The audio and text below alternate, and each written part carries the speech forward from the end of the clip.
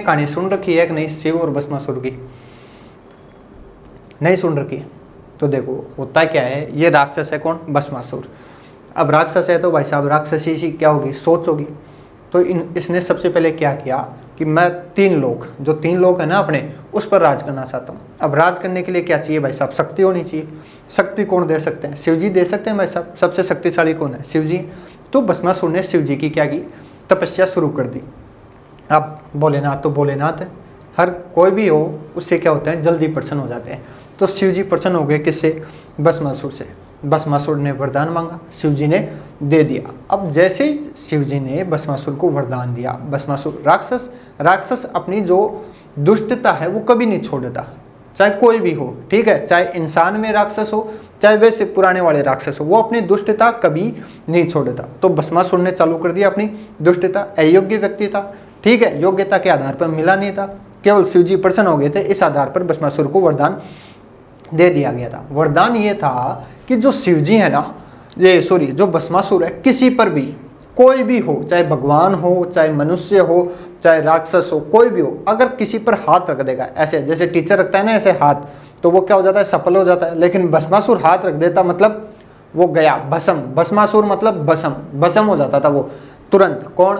भस्मासुर, जिस पर हाथ रख देता था। तो सीधी सी बात है, वरदान मिल गया, राक्षस था, तो चारों तरफ क्या हो गया, हाहाकार मच गया। अब जैसे हाहाकार मचा, बात शिवजी तक पहुंची कि शिवजी महाराज क्या काम कर दिया, किसको आशीर्वाद दे दिया। अब ये बात पहुंचाने वाला कौन है? नारद जी। कौन है? नारद जी। आप लोगों को पता है नारद जी एक बात को दूसरी जगह पर लेके जाते हैं। तो नारद जी शिव जी को बताया, शिव जी ने कहा कोई बात नहीं, सुधर जाएगा, टाबर है, बच्चा है, आज नहीं कल मान जाएगा। लेकिन भस्मासुर नहीं माने। एक दिन होता है क्या है कि भस्मासुर शिव जी के पास आते हैं, किसी बात को लेकर वार्तालाप हो रही थी उनकी।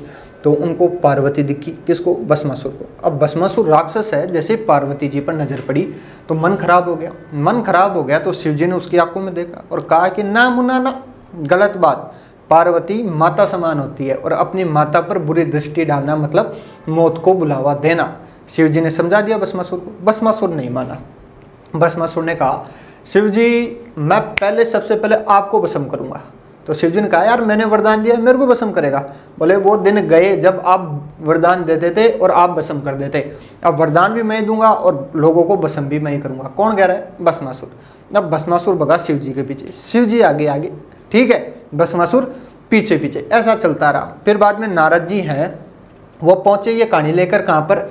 विष्णु जी के पास। विष्णु जी को कहा देखो महाराज जी, शिव जी आगे भाग रहे हैं, भस्मासुर पीछे चल रहा है। तो विष्णु जी ने कहा कि ये सब शिव लीला है, सब पहले से निर्धारित है, कब क्या होना है, कैसे होना है, किस टाइम पर होना है। अब तुम मेरे पास आए हो, ये भी निर्धारित है। नारद जी टेंशन मत लो। अब आता है यहाँ पर विष्णु जी का रोल। विष्णु जी क्या होते हैं कि एक सुंदर कन्या बनते हैं। क्या बनते हैं? सुंदर कन्या, मतलब अप्सरा जैसी कन्या बन के किसके सामने जाते हैं? भस्मासुर के सामने जाते हैं। अब भस्मासुर राक्षसी आदमी है भाई साहब, चाहे कन्या हो, चाहे पैसा हो, चाहे और कुछ हो, वो देख के पिघल जाता।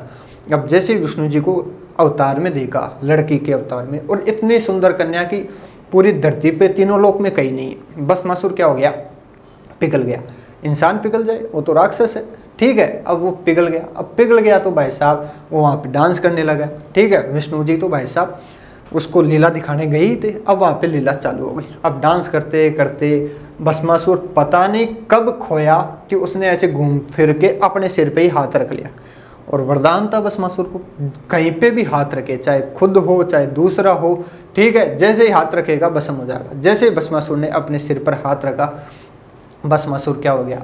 भस्म हो गया। अब मरते मरते भस्मासुर ने कहा कि महाराज मैंने इतना काम किया, आपकी सेवा की है, थोड़ा सा तो नाम कर दो हमारा, ठीक है। तो फिर बाद में शिव जी कहते हैं देख तेरी करतूतों की वजह से आज तेरी ये हालत है। तूने अगर माता पार्वती पर बुरी दृष्टि नहीं डाली होती तो तू आज यहाँ नहीं होता।